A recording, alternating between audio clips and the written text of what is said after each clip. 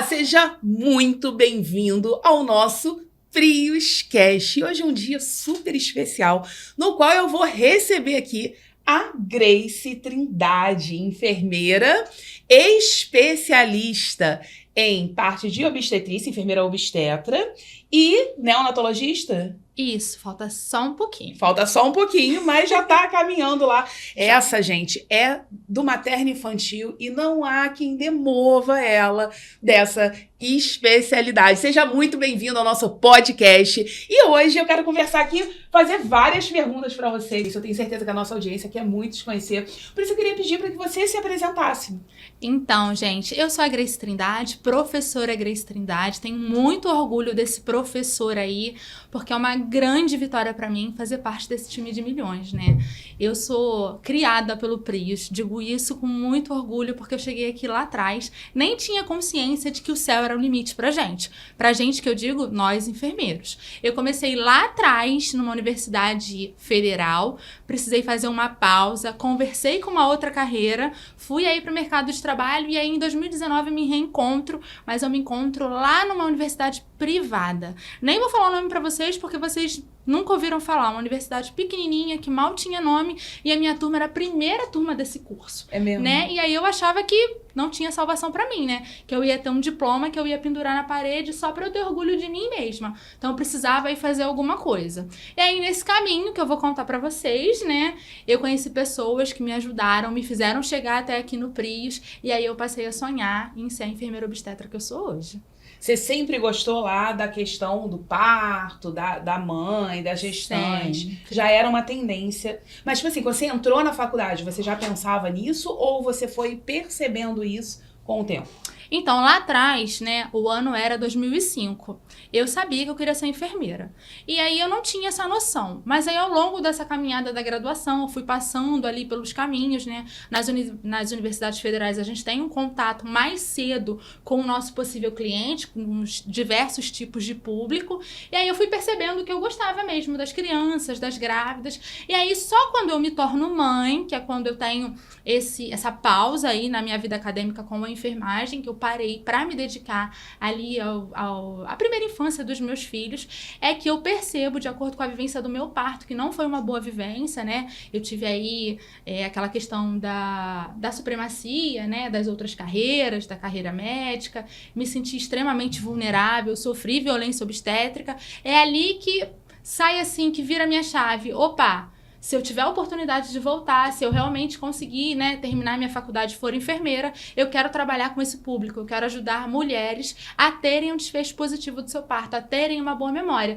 Porque assim, se a gente parar pra pensar, você não necessariamente precisa ser mãe ou ser pai, né? Não sei aí quem tá observando a gente agora. Mas todo mundo tem uma história de nascimento para contar. Ou de um sobrinho, ou de uma amiga, ou de um afilhado. Então, se a gente parar para pensar, é uma história única. E todo mundo lembra da história do nascimento de alguém. E eu gostaria de estar ali na assistência para mudar esses desfechos. Ser a pessoa que de alguma forma influencia de uma forma positiva para o nascimento de outras crianças. Então ali é que foi a virada de chave para escolher a carreira. Entendi. E quando você volta para uma universidade particular, né? E aí, como foi a qualidade desse segmento aí, Grace? Então, quando eu volto, né, eu recebo um presente da minha mãe. Na verdade, eu nem sabia que eu ia voltar, né? A mãe tem dessas coisas. E graças a Deus que a minha mãe teve insight. Esse insight maravilhoso. Ela me deu de presente de Natal a minha matrícula.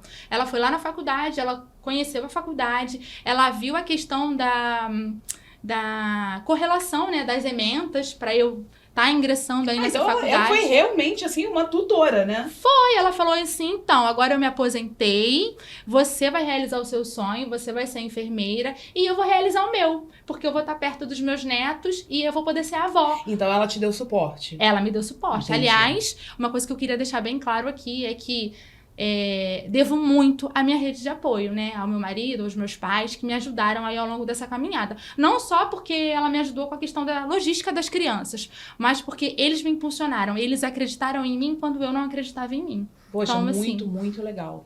Ela teve lá nessa universidade, aí ela viu lá o alinhamento, né, entre os currículos e te matriculou e te deu de presente Natal. Isso aí. E aí ela falou, então, janeiro começa a sua nova jornada. Vai ser enfermeira. Mas você não sabia, Grace? Eu não sabia. Ela só vinha vinha falando pra mim assim, ela veio me preparando. Olha, vou me aposentar, hein? Eu vou me aposentar, é a sua vez de voltar pro mercado de trabalho, hein? Pensa aí no que você quer fazer da sua vida. Eu falei, tá bom, mãe, eu vou voltar a dar aula. Minha mãe, tem certeza que você vai voltar a dar aula? Eu acho assim que você é um talento perdido. Acho que você devia voltar pra enfermagem. Eu só falava assim, mãe, eu acho que isso não é mais possível, né? Eu tenho 2 filhos ainda pequenos. É uma carreira que demanda muito tempo. A gente praticamente estuda integral, né? Com certeza. Mesmo numa faculdade particular, que a grade de aula não era integral, mas chega o momento do internato, chega o momento do estágio, e aí você tem que passar o dia praticamente todo fora de casa. Sem contar que é uma carreira que você precisa se dedicar. Então, quando você não está ali em sala de aula, você está estudando, você está se dedicando para ser um bom enfermeiro. Esse era o meu pensamento, sempre foi, né? O meu pensamento. Então, eu falava assim, como que eu vou fazer isso? Morando em Itaipuaçu, estudando no Rio, porque eu sempre estudei no Rio, com 2 filhos, eu pensava que isso não ia fluir pra mim, não era mais um sonho tangível pra mim. E minha mãe ficou, claro que é, aqui ó, vai ser feliz. E qual foi o seu sentimento quando você ganhou esse presente? Aí eu fiquei muito insegura, porque eu fiquei com aquela coisa assim, eu fiquei muito feliz, porque era uma oportunidade única de ouro, que eu sei, eu tenho consciência de que não é uma oportunidade, né, da maioria das pessoas. Tem muita gente aí que gostaria de ter essa rede de apoio, alguém que lutasse por você. Que acreditasse, né? E eu tinha minha mãe, que tomou essa iniciativa, que eu não ia tomar sozinha, tenho certeza. Eu precisei de alguém pra literalmente me empurrar e falar, vai, vai. E aí eu fui. Então, e eu tinha aquele sentimento de estar atrasada, né? Porque as pessoas que eu conhecia da minha turma lá de trás, hoje já têm mestrado, doutorado, já estão em posição de gerência, e eu tinha aquela sensação de estar... Eu não tinha a sensação de estar retomando, eu tinha a sensação de estar começando novamente. Por mais que eu entrasse numa turma ali na metade, mais ou menos, da graduação, pra mim era um recomeço, uma retomada. Muita coisa mudou, né, gente? Tô falando de um ápice aí, de um lapso temporal de 10 anos. É muito pra tempo. gente que é da área da saúde. A área da saúde tem muita inovação, né? É muito tempo. Tudo mudou. E aí eu tomei esse choque de realidade. Mas, por um outro lado, esse choque de realidade foi assim... também estimulante, porque aí eu queria saber de tudo, o que mudou, como é que estavam as coisas, e isso aí, eu saí com esse sentimento, assim, de querer tudo que lá atrás eu decidi parar. Então, já voltei com aquela coisa de prestar concurso para acadêmico bolsista, de estar de novo de cara pro meu paciente, porque no currículo da minha faculdade, que era privada, ia demorar um pouquinho, eu só ia ter esse contato direto com o paciente lá no final, né, quando começam os estágios mesmo. E eu tinha essa vontade de estar de cara de novo pro meu paciente, para eu ter segurança, né? Porque imagina, eu pensava... O enfermeiro cuida de gente, né? Cuida de gente, eu não posso ter medo de falar, eu não posso ter medo de interagir, e eu tenho que saber fazer minimamente os procedimentos. E eu tinha uma pressa, uma urgência para isso. Porque eu me colocava no lugar do paciente. Imagina se eu chego, sei lá, numa UPA e eu sinto que a pessoa que tá me atendendo não tem segurança. Não sabe fazer a coisa, né? Como é que eu ia me sentir? Então aí eu já volto nessa pegada de vambora fazer acontecer, porque daqui a 3 anos eu tô formando, eu tenho que saber pelo menos o que eu tô fazendo, né? Vou estar cuidando de pessoas que são o amor de alguém. Verdade. E me fala uma coisa, você se forma em que ano? Eu me formo em 2022. 2022, na época da pandemia? Isso, a gente tentando aí respirar fora da máscara. Entendi. Mas a gente ainda usava máscara. A gente ainda usava máscara nos ambientes fechados, né? E aí, Grace, quando você foi chegando aí nessa reta final da graduação e que você percebeu, né, que você já ia se formar, que ali você ia caminhar sozinha, qual foi o seu sentimento? De pavor. Sério? Sério, porque eu falei, gente, e agora? Vou pegar o canudo e vou fazer o que da minha vida? Que eu não tenho segurança. Me coloca numa terapia intensiva, porque tem isso, né? Quando a gente sai para o mercado de trabalho, formei, parabéns! Você vai para o mercado de trabalho, você não sabe aonde você vai parar, o que é que a vida vai mostrar para você. Eu podia estar dentro de uma ESF, que eu ia me sentir, assim, segura, teoricamente, eu ia saber mais ou menos o que eu ia ter que fazer. Mas podiam me colocar numa terapia intensiva adulto, numa enfermaria pós-operatória de cardio. O que eu ia fazer? Não. Só pra galera que tá assistindo a gente tem uma audiência ampla, né? Seria estratégia de saúde da família, né? Então você podia estar desde ali da atenção básica até uma atenção terciária, né? Já com tecnologia dura, e você acha que você não tinha segurança. Eu acho não, eu tenho certeza. Porque, por exemplo, um paciente instável hemodinamicamente, um paciente grave, que precisa, por exemplo, estar monitorado com uma pressão arterial invasiva. Nunca vi isso na vida. Eu não ia saber lidar com aquilo, sabe? Não ia saber. E aí eu ia fazer o quê? Eu ia dizer simplesmente que não sei pro meu chefe, meu empregador, ele ia falar, menina, tá Você fazendo o que situa, aqui né? então? Corre atrás. Mas deixa eu entender, você falou que fez acadêmico bolsista. Em que contexto, em que nível de atenção foi o seu acadêmico bolsista? Então, eu volto para a graduação em 2019. E aí, já com essa vontade de estar ali em meio, né, desses pacientes. E aí, eu precisei passar todo o ano de 2019. E aí, nesse ano, eu presto o primeiro acadêmico bolsista. E eu entro no acadêmico bolsista em 2020, pandemia real, auge da pandemia. Você já entrou de frente, né? De frente. E aí foi na atenção básica. Eu fiz o acadêmico bolsista na clínica da família Santa Marta. Aliás, fui muito bem acolhida e recebida, mas nesse contexto de pandemia. Eu de ingresso, crise mesmo, né? De crise. Eu ingresso em abril, março para abril. Que era ali quando a gente estava batendo lá os recordes de mortalidade, Isso, né? vamos todos morrer, né? Era esse o medo. E aí eu lembro que muitas pessoas, colegas, inclusive da graduação, me perguntaram, mas você vai mesmo? E aí eu pensei assim, bom, daqui a 2 anos eu estaria formada, estaria no mercado, eu não teria escolha. Então, assim, entre não ir e ir com medo, eu vou com medo mesmo, porque eu vou aprender. Eu vou aprender e vou ter um aprendizado único, né? Raras as pessoas que viveram ali na linha de frente, puderam aprender e tirar um proveito. Vou falar pra vocês, eu não tive Covid nesse momento, graças a Deus. Então, assim, tudo que me ensinaram... Exatamente, tudo que me ensinaram lá, eu aprendi. Então, assim, agradeço muito aos meus preceptores, porque souberam me ensinar e lá eu aprendi muita coisa. Cara, eu acho que uma das coisas mais incríveis que pode existir, né, é esse tipo de generosidade com aquele que tá aprendendo. Muitas vezes os profissionais de saúde, né? Vamos falar os enfermeiros, né? Eles catam esse cavaco aí nesse começo de carreira, mas depois que eles aprendem, muitas vezes eles não estão dispostos a se entregar. Que bom que você teve essa experiência, né? Enfermeiros aí generosos, que tiveram paciência, que te pegaram pela mão, quer dizer, não pela mão, porque na pandemia não podia, né? Mas que foram generosos e ensinaram pra você, né? Depois você fez outro acadêmico? Isso. Aí terminei esse, e aí em 2021 eu faço o de enfermagem obstétrica, que era o sonho. Na Fernando Magalhães. Uau! Pela prefeitura, Grace? Pela prefeitura do Rio. E ainda existe esse acadêmico bolsista? Sim, todos os anos. Então quer dizer que a nossa audiência que está aqui assistindo, de repente aquele graduando que sonha com a área de materno infantil, ele tem essa possibilidade? Tem. E tem várias outras modalidades de curso, né, que abrem aí durante a graduação. Se não me engano, dá para iniciar ali em volta do 3º, 4º período. Eles colocam até dependendo do tipo de currículo aí da universidade.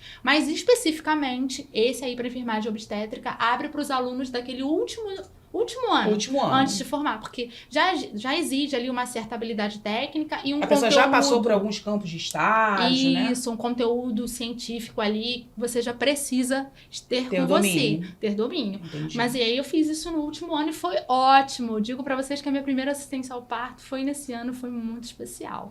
E a galera de lá, aí eu tô falando da preceptoria, foi generosa também com você? Muito. Eu falo com muito orgulho que a Fernando Magalhães é uma das minhas casas também. Ao longo aí dessa caminhada, eu fui colecionando, né, pessoas boas que passaram na minha vida, preceptores incríveis que me impulsionaram e falaram assim, vai, esse é o caminho, e pessoas que me ajudaram. E lá na Fernando Magalhães, que a gente tá falando especificamente, eu falo que lá é uma casa, eu tive pessoas que me ajudaram, inclusive aí eu já estava me preparando para ser uma futura residente, eles me chamavam de R0 com muito carinho. Sério? E eles me impulsionavam que muito, legal. dizendo que eu ia conseguir. Cara, é muito bom quando a gente tem contato com enfermeiros que têm essa mentalidade, né? Então, mais do que serem generosos, eles ampliaram a sua visão para que você considerasse essa possibilidade. Mas eu quero entender o seguinte, dentro da sua formação lá na graduação, não estou falando do acadêmico bolsista, lá na graduação, alguém falou com você sobre residência? Então, lá na graduação, a primeira vez que eu ouvi falar, né, que existe a residência, eu tive uma professora de cardio, especificamente. Ela foi residente em urgência e emergência, né? E aí ela se apresentou. Quando ela se apresentou, eu sou professora e eu fiz a residência e tal. Eu falei, ih. Aí acendeu aquela luz. Eu falei, ih, Tem residência pra enfermagem? Que legal. Nossa. Aí o que eu pensei na época, né? Na hora, assim. Falei, deve ser tipo a residência do médico, né? Pra eu entender do que ela tava falando. O que criou de significado pra você foi você direcionar o pensamento pra residência médica. Isso, eu falei, então ela fez a residência. Mas eu não sabia quanto tempo que era, quais eram os locais, eu não sabia nada. As condições, assim, né? Ela falou que ela era residente, e aí ela começou a aula e tal, e eu fiquei com aquela interrogação assim, aquela luz. Eu falei, deve ser tipo o que o médico faz. Deve ser interessante, vou procurar saber sobre. Morreu ali o assunto. Eu continuei estudando. E aí uma outra professora, tudo nessa mesma semana, ali, de cara, comecei a graduação, Parece antes que do carnaval. Deus, né? Essa outra professora também foi residente, mas ela da terapia intensiva, lá na UERJ. Ela falou que tinha sido residente em terapia intensiva, para Pururu, e que ela estava fazendo, eu não me lembro se ela estava saindo do mestrado, ingressando no doutorado. Estava nesse momento aí da vida dela, ela já tinha sido residente. E ela falou de um projeto que tinha na UF, que é a Clínica de Insuficiência Cardíaca Coração Valente, e que eles recebiam, né, alunos, porque era um projeto de extensão também, tinha mestrandos e tudo mais, e que era bacana. Eu falei, uma oportunidade, hein? Talvez eu esteja perto do meu paciente, que eu tinha essa urgência. Eu queria estar ali ao lado do paciente. Quando acabou essa aula, eu perguntei pra ela, eu falei, Josi, essa eu posso falar o nome. Josi, me conta aí, como é que é isso? Ela, Grace, é um projeto, e aí você vai estar ali com os pacientes de insuficiência cardíaca, não vai numa vibe de só encontrar idosinho, a gente tem muito paciente jovem, eu acho que vai ser bom pra você, já que você quer estar perto do paciente e tudo mais, mas olha, tem que estudar, tá? Tem que fazer uma prova. E aí eu passei aquele fevereiro, carnaval, estudando a diretriz de insuficiência cardíaca para fazer a prova. E eu fui fazer a prova, me perguntaram como que eu cheguei lá. Eu falei que a minha professora era a professora Josiana e tudo mais, eles conheciam, obviamente. E eu fiz a prova e eu tive lá, né, tive uma boa nota. Performou? Performei. Uhum. E aí eles me convidaram para ingressar ao projeto. E aí nesse projeto eu tive contato com as pessoas que também estavam se candidatando ao mestrado. Sim. E aí eu conheci o meu salvador, eu falo assim, ele nem sabe que eu falo assim dele, gente, mas eu falo que ele foi o salvador, assim, da pátria, né? Ele que me deu, assim, o tiro certo. O Paulinho, tu conhece Paulinho? Paulinho que fez residência no INC. Paulinho que fez residência no INC. Paulinho, querido. Ele é um fofo, um beijo pra ele. Ele que me fala, que me fala da residência, e eu falei, cara, mas como é que você chegou lá? Como é que você fez? Ele, eu conheci um cara, você precisa seguir esse cara, pegou o celular, me mostrou o Instagram do Gustavo, né, do Boss. Do Gustavo Dias. Do Gustavo Dias, do Boss. Que agora eu chamo ele de Boss. Ele não sabe, mas na época que eu estudava aqui, eu chamava ele de tio, né? É mesmo? Então, quando eu tava em casa, aí o meu marido me zoando, ele falava assim, mas o tio mandou tu fazer isso, estudar dessa forma? Ele tá sabendo agora, gente. Meu Deus. Mas agora eu chamo ele de Boss. Ele vai suportar. Ele vai. Agora eu chamo ele de Boss. E aí, o Paulinho me apresentou o Gustavo, assim, aí eu passei a seguir o Gustavo, e ele falou, se você quiser, eu trago um material meu, eu não posso te dar, né, porque eu uso ele até hoje, aliás, você vai ver que você vai se agarrar a esse material e não vai largar nunca mais na sua vida. Ele sabia o que ele estava dizendo, uma pessoa sábia. E aí eu vi o material de cara, quando eu abri, assim, o material, eu já percebi, nossa, é diferente. Porque era construído de uma maneira diferente. Dava pra perceber que tinha uma intencionalidade, que era direcionado, sabe? Eu me apaixonei pelo material. E aí eu falo com o Gustavo, logo depois o Gustavo fez uma live. Eu tô falando de fevereiro. Mais ou menos Isso é fevereiro de que ano? Fevereiro de 2019. Pandemia ainda. Pandemia ainda, começando ali, né? Não, antes da pandemia. Porque fevereiro, na realidade, foi em março que a gente teve os primeiros casos, sim. É no ano que eu venho pra graduação, conheço logo o Paulinho. E aí o Gustavo faz uma live de lançamento de algum material, não me lembro o que é, e ele dá aquela aula de semiologia cardíaca dele. É o meu primeiro material construído já na metodologia PRIS, assim. Eu tenho até hoje, assim, o mapa mental que eu fiz com a aula dele. E aí Ao vivo você foi montando? Ao vivo eu fui montando. Que legal. E aí, ele até fala pra tirar uma foto, né, e printar a foto dele e tal, e eu mando uma mensagem pra ele. Eu falei, olha, Gustavo, eu ainda não tenho condições, e eu tô falando de condição financeira, gente, de ser sua aluna, mas um dia eu quero muito ser sua aluna. Ele falou, tô te esperando. Esse dia vai chegar. E aí foi por isso também que eu fui fazer o acadêmico bolsista. E eu juntei toda a bolsa dos 2 anos, deixei lá guardadinha na poupança. E aí, quando foi meu último ano na graduação, que foi o ano de 2021, quando eu já tô na Fernando fazendo um acadêmico de enfermagem obstétrica, eu me matriculo. E aí é óbvio que eu não tinha o valor todo, mas aí, né, a minha rede de apoio complementa. Entrou de novo. E aí eu falei assim, então agora vai, né? E aí eu falei, Gustavo, agora eu vou ser sua aluna. Ele, então vambora que o céu é o limite. E quando você chegou no curso Prios, né? O que você sentiu da estrutura, da questão do ambiente, da questão dos colegas que sentavam do seu lado? Qual foi a sua percepção? Eu tava muito feliz, né? Porque eu queria muito estar aqui. E aí eu cheguei, as meninas me recepcionaram muito bem, sabe? E tinha um bem-estar, que eu era benquista aqui, né? O Gustavo ainda me dava aula, você me pegou aí nessa época, né? Camille estava ingressando. Eu estava começando a dar aula aqui no curso Prios, a Grace foi minha aluna, e vou falar aqui, vou contar um segredo para vocês, tá? Vou contar para vocês. Você era uma aluna que me desafiava, criatura, que eu estava começando. E aí a Grace, Doneida, ela tirava, assim, uma pergunta. Ela me fazia umas perguntas, gente, que eu olhava e eu pensava assim, eu nunca pensei a respeito disso. Eu acho que a primeira vez que eu virei para um aluno e falei, não sei, eu vou pesquisar, foi para você. E aí, mas você me educou muito, sabia disso? Quando eu vinha dar aula para a sua turma, eu me preparava muito mais. Eu pegava aquele material, eu estudava o material e eu tinha você meio que como um prumo. Eu pensava assim, desse slide, o que a Grace pode me perguntar? Então, assim, parte do meu desenvolvimento teve o seu toque, pode ter certeza disso. Ai, gente, Camille me conheceu ainda lá na Coração Valente, né? Quando a Camille estava chegando lá na UF, eu estava saindo para me dedicar aí a essa jornada da residência. Né? Porque já Coração tinha Valente, ele é um projeto do meu departamento, eu sou enfermeira na UF, né? E aí, quando eu fui chamada no concurso, a Grace estava terminando o acadêmico, não, o projeto, né? Lá como... O projeto, eu estava saindo do projeto, porque eu conciliava o projeto, a graduação, o acadêmico bolsista, e aí ia entrar o Prios. E assim, também foi uma coisa que as meninas, as enfermeiras conversaram comigo, né? Elas falaram assim, olha, a gente ama você aqui, você faz um trabalho muito legal, mas eu acho que você tá vivendo entre a cruz e a caldeirinha. É cardio ou é obstetrícia? Aí eu falei, não dá pra fazer obstetrícia com cardio? Não, Grace. Muito, né? Muito Específico.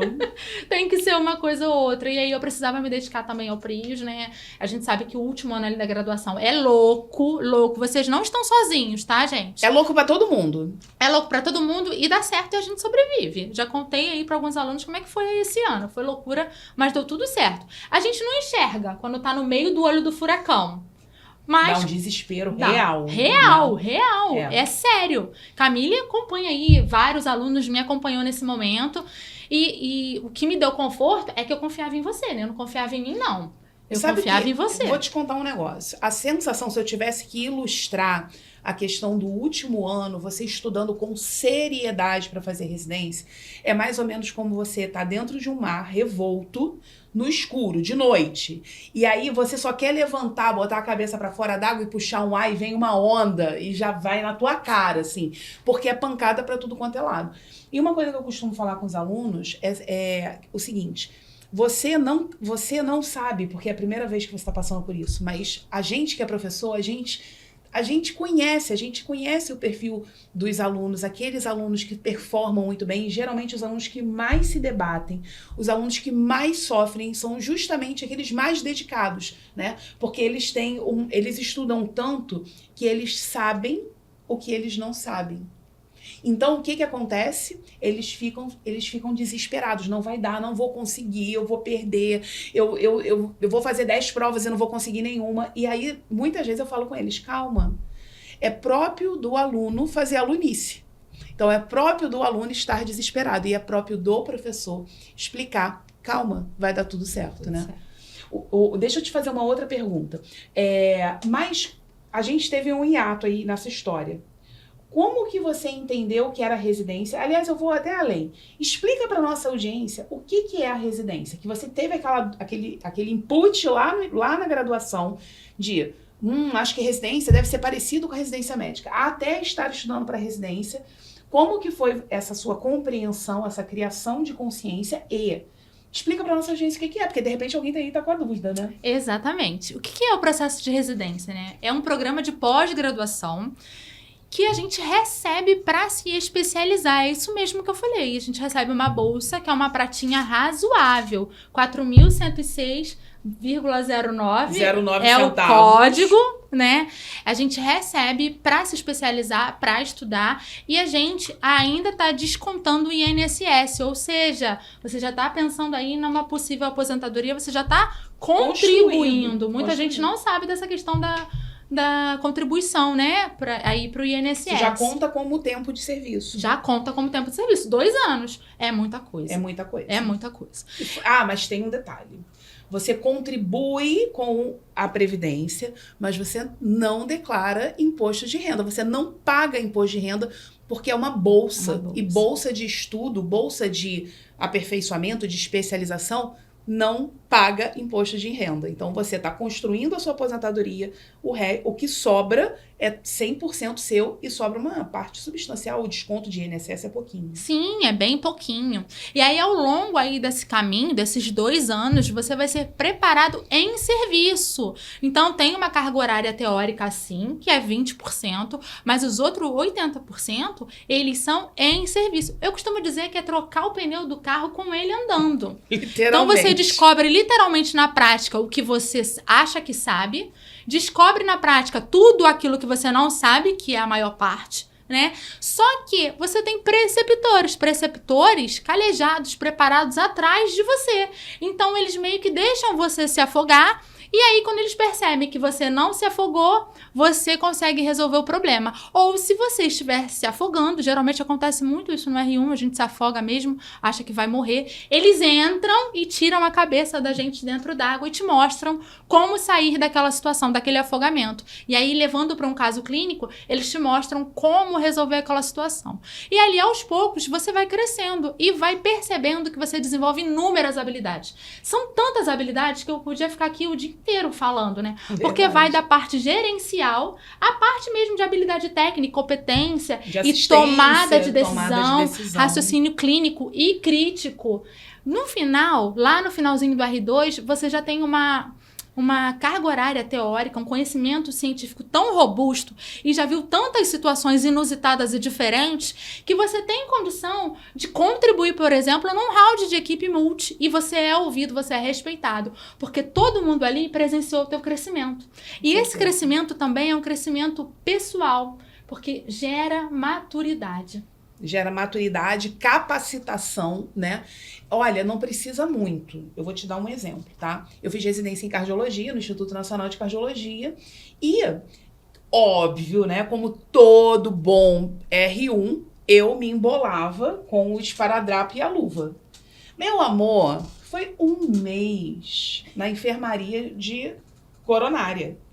1 mês na enfermaria de paciente coronariano. Então, eu tinha safenectomias gigantes, né? Eu tinha esternotomia em todos os pacientes e parte substancial desses pacientes, eu tinha que fazer o curativo dele de manhã e voltar de tarde. Lá deviam ser mais ou menos 20 leitos, nem sempre estavam todos ocupados, vamos botar 18. Eu tinha preceptora, mas a preceptora virava para mim e falava: querida, vai lá aprender, tá? E aí eu ia lá fazer aqueles curativos. Cara, é 18, 20 curativos de manhã. Você volta de tarde, tem pelo menos 10 para você refazer, porque já saturou. Cara, em 1 semana, eu tava de luva. Olha, cortando, nada grudava mais, era de uma habilidade. Por quê? Porque você faz muito. E é claro que essa é uma piada, né? A questão da luva com esparadrapo, isso não é uma coisa que realmente faça diferença.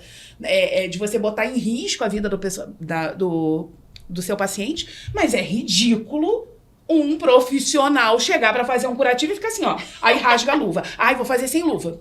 Né? Não, sem mulambice, por favor. Então você desenvolve as suas práticas em 1 mês na hemodinâmica. Eu não gosto de puncionar. Pessoalmente, é um procedimento que eu não gosto de fazer. Em 1 mês na hemodinâmica, menos de 1 mês, ali na primeira semana, é tanta punção que você faz, que de repente você fala, ué, então era assim, né? Hoje eu continuo não gostando de puncionar, mas é por opção. Eu gosto de todas as invasões, menos a punção venosa periférica. Mas desenvolvi habilidade. Porque você tá ali. É você fazendo a coisa. Isso é muito maravilhoso. Sim, e com a segurança de ter alguém que se responsabiliza pelo cenário técnico junto com você. Que tá ali te olhando. Você imagina você saindo da graduação e não tem ninguém. É você por você mesmo. Você é o chefe. Seu corém na régua, na reta. Você sabe uma coisa que eu penso muito? Você, quando você se forma, né? Você cai aí no mercado de trabalho, vamos supor, né? Que você seja muito ousado e que você vai lá, entrega um currículo e vai para iniciativa privada. Cara, você é líder de equipe. Quando o seu técnico... Porque tem enfermeiro que se forma e pensa assim, eu não vou saber fazer a punção venosa, mas meu técnico... O dia que seu técnico não conseguir fazer a punção venosa, ele vai voltar no posto de enfermagem e vai falar, enfermeira, fulano de tal, não consigo acesso. Você pode ir lá comigo? Você é um recém-formado. Quantas punções venosas você fez na graduação? Exatamente. Quantas coletas de exame você fez na graduação? Você sabe a técnica? Então, isso faz absolutamente toda a diferença para você se tornar um profissional diferenciado. E aí você começou a estudar, então, para residência. Comecei a estudar. Caótico. Olha, eu não sabia nem para onde que eu começava. Porque já estudando para acadêmico bolsista, eu abri aquele monte de manual, né? É mesmo? Eu abria. E tem inúmeros. A galera aí que gosta das gestantes. Caraca, gente, é muito manual. É alto risco, é baixo risco, é boas práticas. De recém-nascido, inúmeros. Saúde. Eu abri aquilo tudo. Entendeu? E eu não sabia por onde que eu começava. E eu vou contar um negócio pra vocês. Meus alunos não fazem mais isso. Eu já falei com eles. Eu ignorava as tabelas. Eu odiava as tabelas. Até que o senhor Gustavo Dias, numa das aulas, uma das primeiras aulas, ele virou e falou assim, gente, um pouquinho de raciocínio crítico. E eu falei, fiquei até amarela no dia. Você acha que o candango, a criatura que fez o manual, fez uma tabela, passou um tempo da vida dele estruturando uma tabela, ele fez à toa?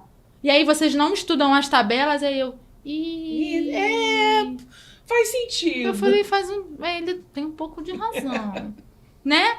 Então, assim, meus alunos já sabem que eu conto essa história. Porque, realmente, então, assim, é só um pequeno exemplo de como ele me mostrou que quando a gente tá acostumado a fazer provas, tem um caminho, né? Tem assertividade e direcionamento, tudo fica mais fácil. E você não fica abrindo aquele monte de material igual eu ficava abrindo na cama, pensando, comparando um com o outro, com dúvida, surtando. E, na verdade, eu tava dando voltas e eu não conseguia enxergar qual era o foco.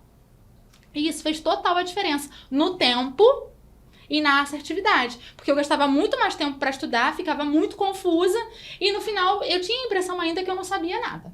Entendeu? E ali, logo numa das primeiras aulas, ele me mostrou isso. Ele falou, caraca, então eu tive a decisão correta, assim. O que eu fiz, o sacrifício que eu fiz, né? Sacrifício que eu tô falando, gente, financeiro, tá? Porque se tem uma coisa que eu nunca me arrependi na vida, e isso até com os meus filhos, é de investir em educação. Eu tenho essa política também. Em livros, entendeu? Em conhecimento. Eu acho que hoje, parte substancial da minha renda é investida, retorna para que eu continue estudando e invisto também muito nas crianças. Cara, que eles me pedem para estudar, bora lá, vamos em frente. Vamos fazer, né? Isso aí. Então, assim, quando eu falo sacrifício financeiro, né? Tem que lembrar que eu tenho uma família, então eu tirei de algumas coisas. É um passeio que você não dá, né? De repente, uma coisa que você não vai comer na rua, no lugar que você queria. Você vai fazer uma marmitinha, você vai, né? Exatamente. É o Uber que você não pega, mas você vai pegando aqui, pegando ali. E no final a conta fecha. Eu tenho muito essa percepção também. Sim, com certeza. Foi a melhor escolha que eu fiz na vida, uma das melhores escolhas, né? Porque fiz outras boas escolhas também. Sem contar, e tem a questão da formatura, galera aí que tá na graduação, eu não tive formatura, não sofri, tá? Não sofri, não me arrependo, não tenho a menor dor no coração, de não ter porque feito. Eu sabia onde estava sendo investido. Por mais que ali no meio do olho do furacão eu não soubesse se ia dar certo, mas o que eu tinha claro na minha mente era... são inúmeras vagas. Uhum. Eu preciso de uma só em qualquer um dos programas que eu gostaria de fazer. Uhum. Eu já vou ficar feliz. E eu vou ter um retorno financeiro, né? Porque, imagina, porque não era só o investimento no PRIOS, né? Eu tenho que lembrar que a minha faculdade era particular. Então, eu pagava a faculdade, o meu deslocamento era caro, né? Porque eu estudava na zona sul do Rio, morando em Itaipuaçu. Tinha a questão da alimentação, porque por mais que eu não comesse na rua, você tá gastando, porque você tá levando. Eu sempre fui Maria Potinho. Sempre levei minhas coisinhas pra comer. Maria Potinho, anota essa. Se você não conhecia, Maria Potinho. Sempre fui Maria Potinho. Então, assim, é um gasto que você tira, né? É um valor que você empreende. Uhum. Então, eu tinha limpo na minha mente que eu tinha que dar o retorno pra mim e pras pessoas que estavam investindo em mim. Por mais que a minha família não me pressionasse, nunca me pressionaram. Mas eu sozinha já me pressionava. Então, eu tinha... Você já se sentia responsável, né? E isso, eu tinha que sair da residência empregada. É empregada como residente, né? Na minha mente era isso. Não aí pedindo emprego, né? E com medo de parar num lugar que eu não soubesse nada. Como, por exemplo, se me colocasse na terapia intensiva, numa enfermaria pós-operatória ali, recém-formada. Não ia dar bom, gente. Não ia. E aí me conta uma coisa. Você conseguiu passar para obstetrícia, então? Uhum. E qual foi o programa que você escolheu? Eu escolhi... Na verdade, né, eu falo aí para os meus alunos, o programa dos meus sonhos era o Sofia Feldman. É o melhor programa da América Latina. Em Minas, né? Em Minas, lá em BH, para obstetrícia. Né? Mas era aquele sonho que eu tinha, mas que eu achava que eu não tinha condições. Sei. Tipo assim, é o meu sonho, mas eu não tenho capacidade técnica para chegar lá, né, nem científica. Então, era um sonho que para mim era intangível, que eu não ia conseguir. Uhum. E que eu tinha que sonhar com coisas mais palpáveis. Uhum. Então, eu fiz várias provas nesse ano. Gente, eu também não tinha dinheiro para investir nas provas. Então, eu faço aniversário no final do ano. Eu pedi de presente de aniversário os boletos pagos. Inscrição de prova. Inscrição de prova, graças a Deus. Olha, porque quanto mais programas eu fizesse provas... Maior a chance. Maior a chance. E eu tinha que o quê? Sair residente daqui. Com certeza. Né? Tinha que dar certo. Então, eu tinha que fazer várias provas. E aí, o meu sonho era a Sofia Feldman. Uhum. Eu consegui passar, foi uma grande alegria. Eu acho que eu quase caí dura quando eu vi meu nome lá na lista. Então, eu passei por Sofia Feldman, fui primeiro lugar na UERJ, segundo na UFRJ, passei para a Clínica Cirúrgica Pediátrica na Marinha, Saúde da Família na Prefeitura do Rio. E a gente mira na residência, mas acerta, né, a bala achada em outros lugares, né? E também passei no concurso naquela época. Então, foi incrível. Foram quantas aprovações em residência? Foram Sofia, UFRJ, UERJ, Marinha, Prefeitura do Rio. 5. É pouco?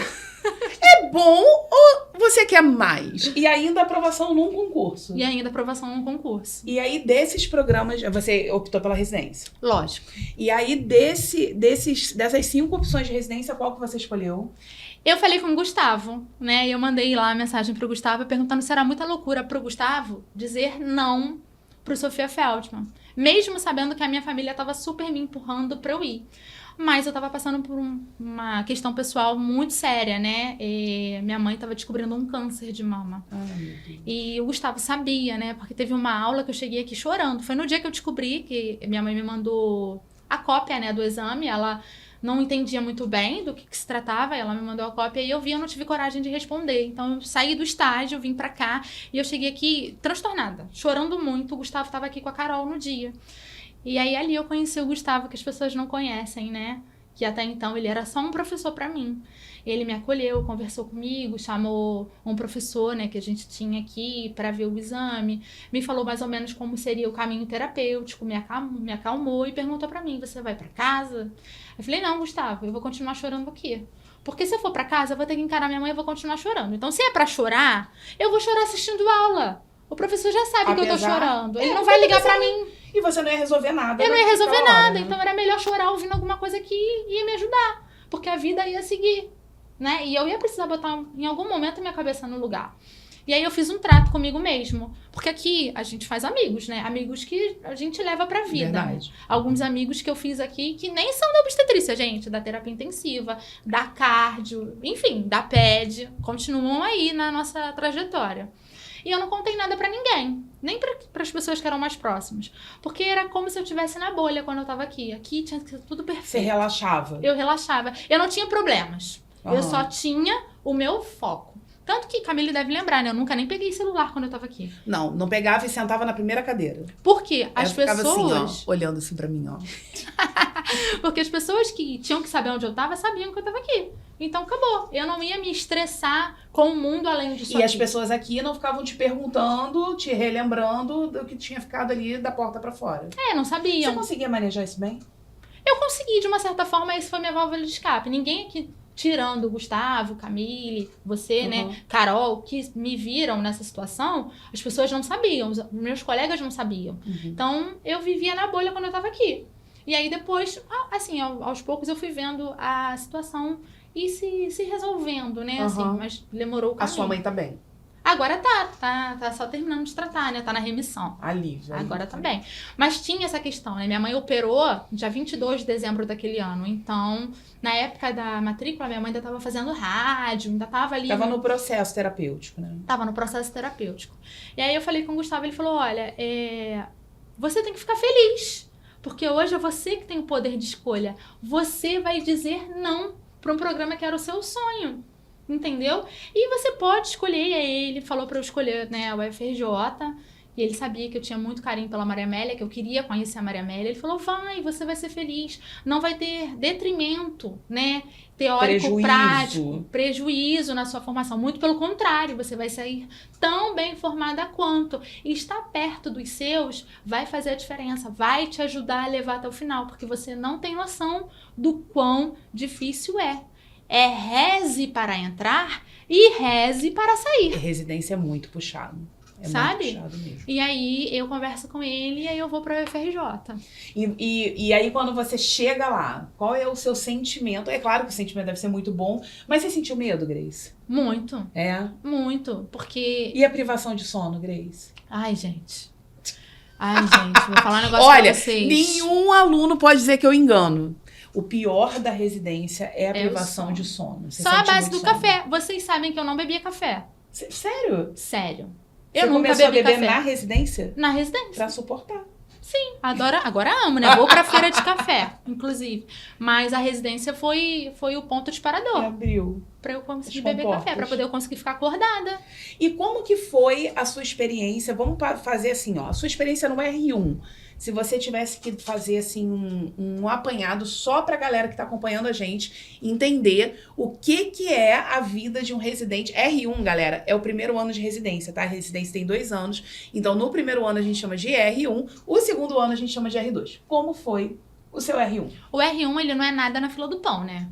O R1 não é ninguém. Só tem uma pessoa abaixo do R1, que é o estagiário graduando. Sim. Aquele que ainda não se formou. Sim, né? É esse. Fora isso, você... vem assim, ó. O graduando, estagiário, aí vem o R1, entendeu? E aí depois vem o R2. E depois que vem o staff, né? Mas na vida é isso. Então, eu já tinha passado pelo acadêmico bolsista. E eu fiquei caladinha. Mas algumas pessoas sabiam, então criou-se uma expectativa. E eu descobri que eu não sabia nada. Porque o que eu vi no acadêmico bolsista, pra mim, já era muito. E eu aprendi muito, tá? Aprendi muito mesmo. Mas... pro que exige a residência, porque você é visto como enfermeiro. Você tá ali desenvolvendo habilidade técnica sim, mas você já é enfermeiro. Não é café com leite, não. Não é café com leite, não é aquela história da graduação, não. Não é isso. Você responde pelo seu corém. Então, assim, eu tinha um medo do caralho. Porque era o meu corém. Eu lutei tanto por esse corém. Foi a primeira vez que eu carimbei ali respondendo por mim. Vocês têm noção? Não. Gente, pelo amor de Deus. Eu fico pensando que tem colegas nossos que caem no mercado de trabalho sem a residência. Exatamente. O cara carimba, é ele por ele, pela equipe dele, pelo paciente, pela família. É muita coragem. Muita. E assim, é sinistro. Então, eu vi o quanto... Meu primeiro contato, falei, caraca, eu achei que eu sabia alguma coisa. Eu até sei, mas ainda tem um longo caminho. Né? E aí tudo eu perguntava, tudo eu queria saber como é que era, e aí fui começando a estudar, né? Porque eu via as coisas assim na prática, falei, não sei o que é isso. Aí eu chegava em casa, no que sobrava de sono, eu ia estudar. E assim, eu continuei estudando, porque uma coisa que me disseram lá no dia da minha matrícula, minha coordenadora falou pra gente. Ela falou, olha, o valor que vocês recebem todo mês é bolsa, não é salário. Então, esse dinheiro não é destinado a pagar conta. A gente paga? Claro, né, gente? Claro que a gente paga conta. A gente tem família, eu tenho 2 filhos. 2 filhos e 4 cachorros. Mas, assim, a gente sai, vai no McDonald's, né? Vai comer fora? Vai! Mas, assim, como ela falou pra mim, né? Ela falou, é pra investir. Então, eu sempre separava um dinheiro para investir e continuar investindo na minha formação. Então, foram cursos que eu fui fazer, cursos fora do Rio. Então, tudo que eu via diferente, eu entendia que eu tinha que ter um dinheirinho separado para complementar a minha formação. Porque, ok, a residência é maravilhosa? Sim. Porra, eu aprendi pra caramba. Devo muito do que sou à residência.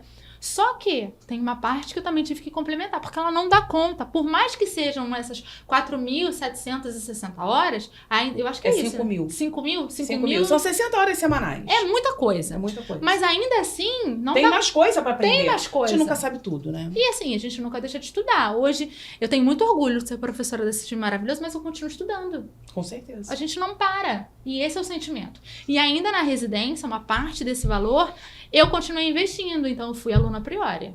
Então, assim, ainda com a privação Você fez do sono... a turma residência, passou para residência e fez um reinvestimento para se preparar para o priori, que é um curso para concurso. Sim, porque eu já entendia que entrei na residência, eu tinha um cronômetro contra mim. Eu tinha que aprender o máximo de coisa que eu tinha que aprender durante a residência, porque aquilo ali tinha data para acabar. E a data para acabar era fevereiro de 2024. E aí? O que você vai fazer depois, né? Eu tinha que pensar no próximo passo. O próximo passo era o quê? Um concurso. Entendi. Entendeu? E você conseguiu conciliar a residência com esses cursos extras e com o priori com maestria ou não? Então, falei pra vocês que a gente troca o pneu com o carro andando. Eu priorizava o meu tempo. Então, é lógico que eu não tinha mais aquele tempo de sentar em casa e plenamente assistir aula. Pisar no Prius, não consegui. Eu só vinha aqui pegar material quando eu saía do plantão noturno. Né? E aí eu avisava as meninas e pegava os materiais que estavam faltando. Como que eu estudava? No ônibus, gente. No ônibus, ouvindo as aulas. Eu passei a me educar a estudar pelos áudios. Quando eu tinha um tempo maior, eu conseguia assistir ali no celular. Então, assim, nunca mais abri a plataforma no PC. Não sei nem o que é isso. Minha vida tá no meu celular. Entendi. Então, eu só estudava pelo celular. E eu continuei estudando. Mas comparando, assim, a sua preparação antes da residência com a sua preparação no corre da residência, dá pra comparar? Dá. Eu tive que eu que tive que me reeducar.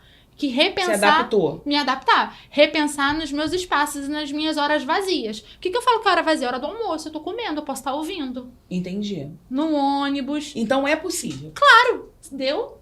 Entendi. A gente dá um jeitinho. Ainda dá. E esses cursos extras, por exemplo, quais pra galera aí do materno infantil, pra galera que gosta de mulher parindo, vitamina de placenta com banana, mentira. Isso é piada minha interna com os alunos, tá? Sabe que tem, né?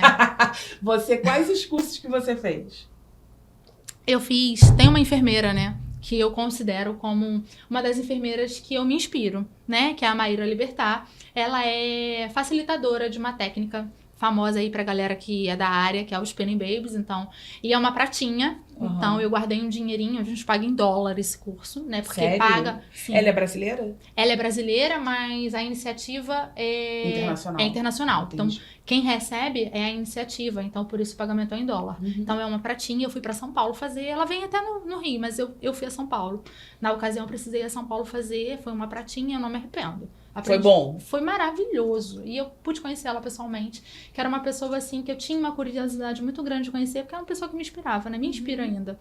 É claro que as inspirações, elas não são 100% em tudo que elas fazem, mas existem pontos que eu a admiro. Entendi. Fiz outros cursos que ela facilita, de emergência obstétrica, reanimação neonatal, né? Tudo assim, pensando nessa área. Alguns cursos ainda que, cursos de liga, eu voltei a ir às ligas acadêmicas. Sempre fui uma aluna ativa dentro da academia, né? Nas ligas acadêmicas a gente aprende muito. E aí eu fui investindo, né? E também no priori, para poder pensar aí no concurso público pós-residência, né? E como é que foi essa questão de fazer concurso público? Então, foi uma experiência bem diferente. Porque é uma cobrança diferente. E dependendo do tipo de prova que você faça, A sensação que eu tive, a primeira vez que eu fiz uma prova, assim, num grau mais elevado, para salários melhores, eu falei assim, quando eu abri a prova, eu falei assim, nossa, coisa de gente grande. Eu cresci. É diferente. É diferente, assim. E aí, e é aquilo que a gente fala, né? E que eu vi na prática. Precisa exercitar essa pressão diferenciada. É uma questão de manutenção, né? E é uma pressão diferente da residência. Concordo. Você tá um outro nível de maturidade profissional, sim. assim. E é um grau de cobrança diferente. Eu sinto muito isso e eu falo isso inclusive com os alunos. Eu falo com os alunos de residência, falo, olha, tem coisa que eu tô trazendo aqui, que eu tô esticando vocês e que vocês não vão aproveitar agora. Vocês vão aproveitar lá quando vocês estiverem fazendo concurso. Aí vocês falam, caramba, a Camila explicou isso pra mim lá no projeto de residência. Eu não idiotizo o aluno. Eu não economizo. Por quê? Porque a cobrança de concurso público, principalmente esses concursos de altíssimo nível, eles são realmente, assim, é uma outra experiência, sabe? Eu vou fazer uma comparação, ver se você concorda comigo. É tipo como se você, quando você está se preparando para residência, é como se você sempre nadasse na piscina.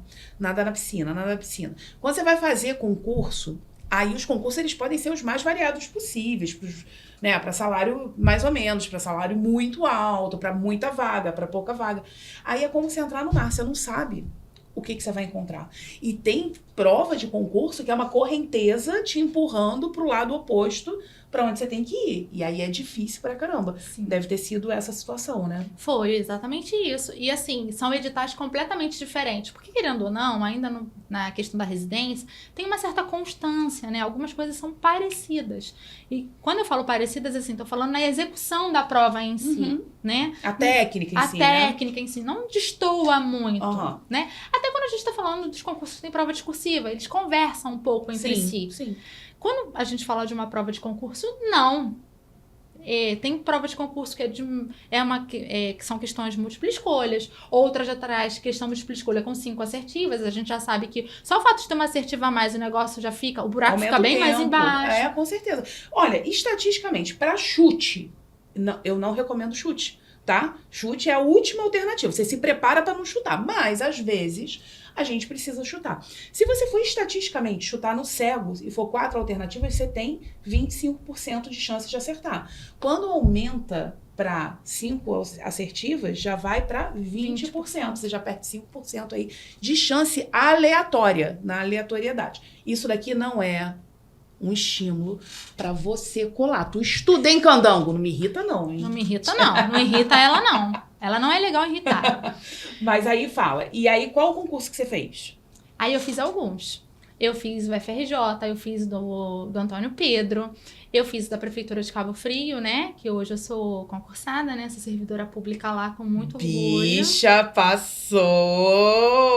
Passei em primeiro lugar. E eu lembro do desespero de você chegando aqui no curso. Camille, eu passei, o que eu faço? Eu falei, espera. Só espera, deixa lá.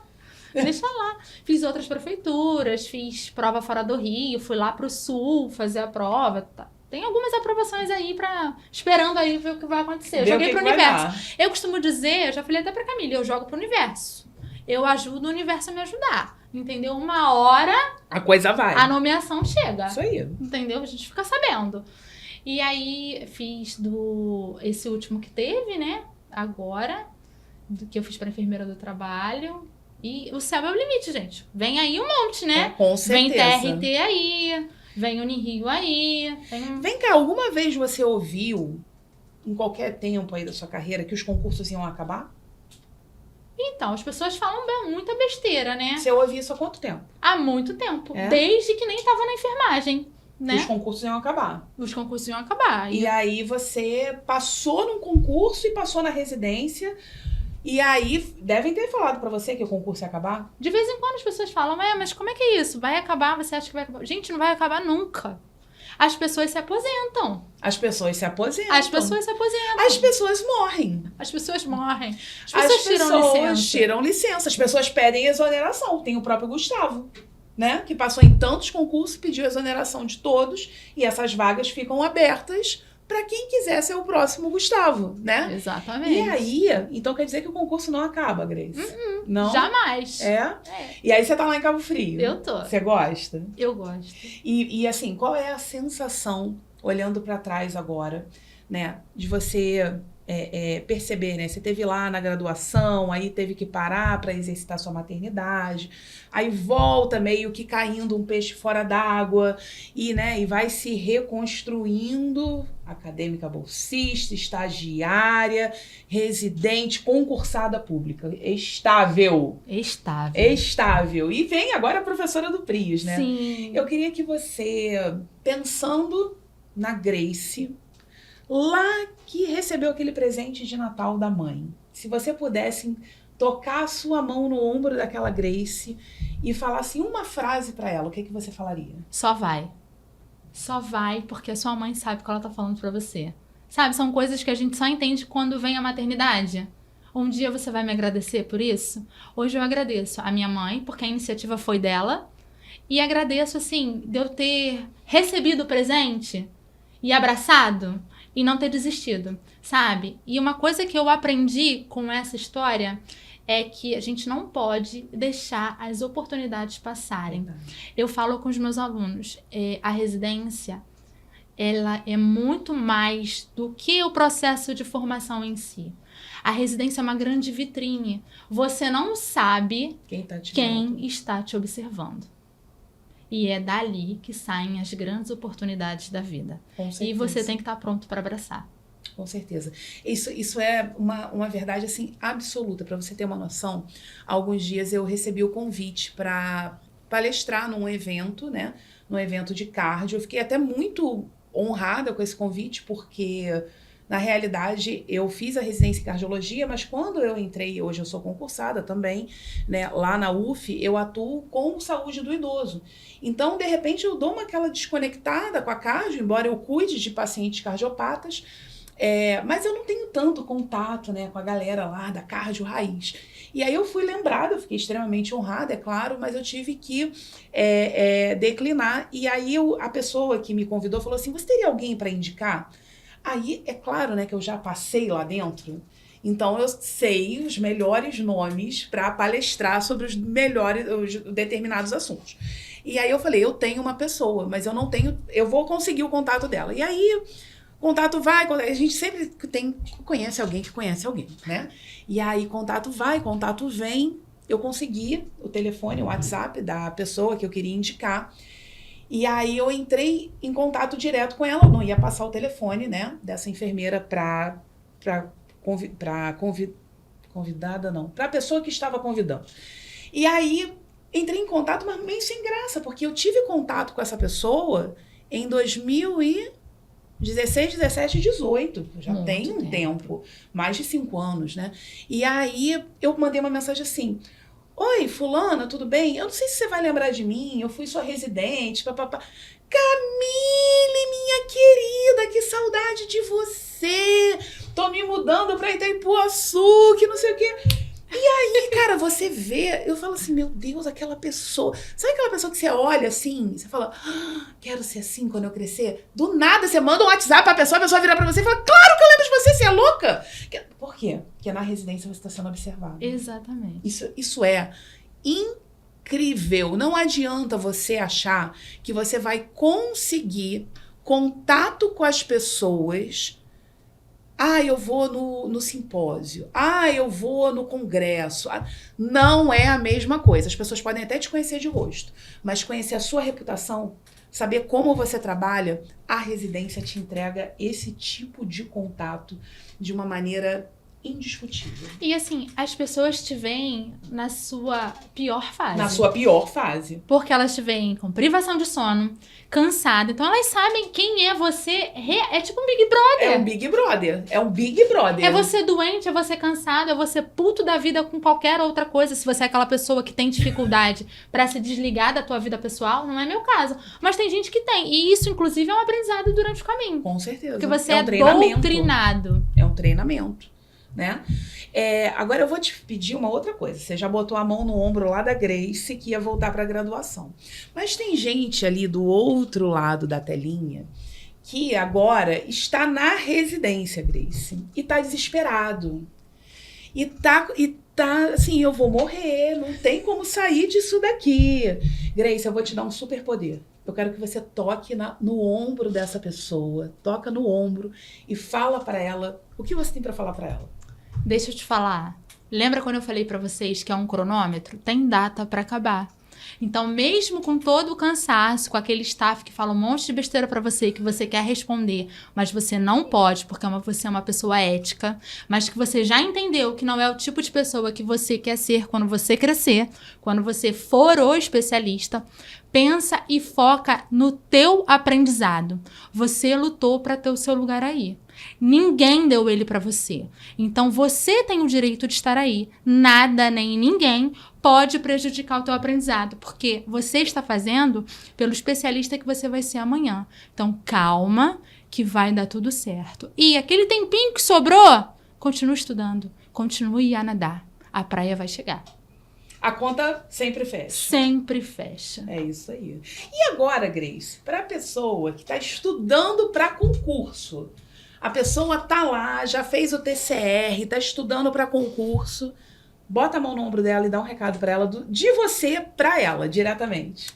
Deixa eu te falar.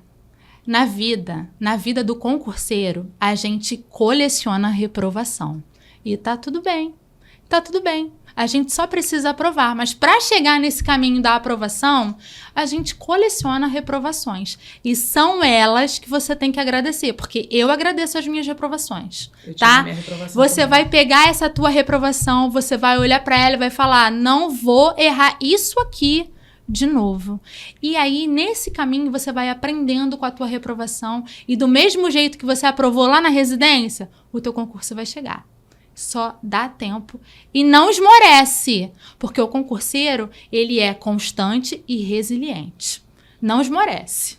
Com certeza. Eu também tive minha reprovação e a minha reprovação ela foi um ponto muito importante até para hoje eu ser professora do curso PRIOS, hoje eu estou coordenadora, né? E até para poder falar isso para vocês, acho muito importante essa fala da Grace. Para você chegar no lugar que você quer, você vai ter, inclusive, que reprovar. Mas passa dessa zona de arrebentação que a recompensa vem. Grace, extremamente orgulhosa de tudo que você construiu até aqui. Extremamente orgulhosa de ter você no meu time de professores. A Grace, atualmente, ela ministra, né, a aula de saúde da mulher no curso PRIOS. Ela vem aí chegando junto comigo em vários projetos, em várias coisas. E eu sei que tem muito que crescer. Tem muita coisa para você agregar ao PRIOS e para o PRIOS agregar a sua vida. Eu tô muito feliz de estar abrindo o PRIOS Cast com você. Muito obrigada por você ter vindo. E você que ainda está estudando, você que ainda é graduando, você que está, né, estudando para residência, você que está estudando para concurso, você sabe que o curso PRIOS é tudo que você precisa para construir a sua tão sonhada aprovação. Isso aconteceu na vida da Grace, isso aconteceu na minha vida, isso vai acontecer na sua vida também. Muito obrigada por você ter ficado conosco até aqui e aguarde o nosso próximo episódio do PRIOS Cast. Beijo!